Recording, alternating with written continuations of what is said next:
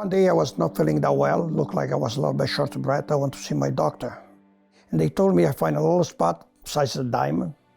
And they checked and they did the analysis and they told me it was cancer. They operated me, they come and check me. I did some radiation, 2 chemo, which I never felt nothing.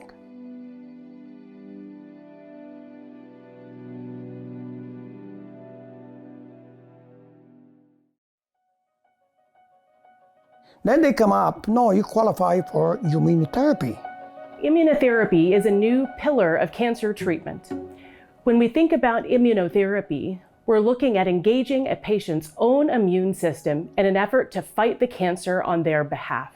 The KeepVibe 003 clinical trial is a trial looking at combining 2 different treatments for immunotherapy in one package. For example, Mr. Palumbo, he actually is somebody who would not have qualified for immunotherapy as a single agent in the Canadian environment.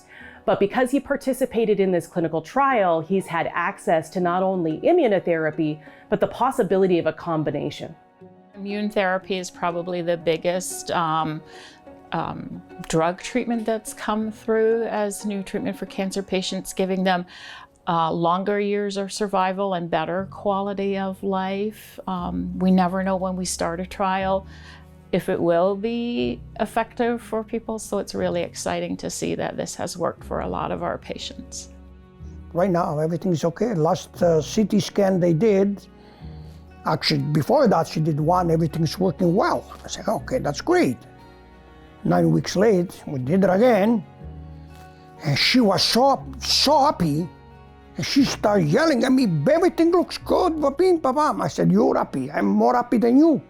To get where we are today, patients had to have done clinical trials before.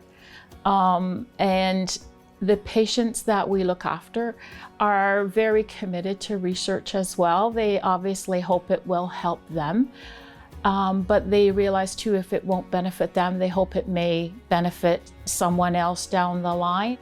The interesting thing about the KeepVibe clinical trial is that it's looking at 2 treatments, but those 2 treatments are actually mixed together so that the infusion time isn't any longer than what patients would already be receiving when they're receiving their standard of care. For the first time, we have actually seen a significant improvement in the number of people who are living 5 years with lung cancer. And all of a sudden, I have stage 4 lung cancer patients who are living 2, 3, 4 years. And my current record is I have a patient who's currently alive well over a decade despite a stage 4 lung cancer diagnosis. We've really come a long way. I do gardening.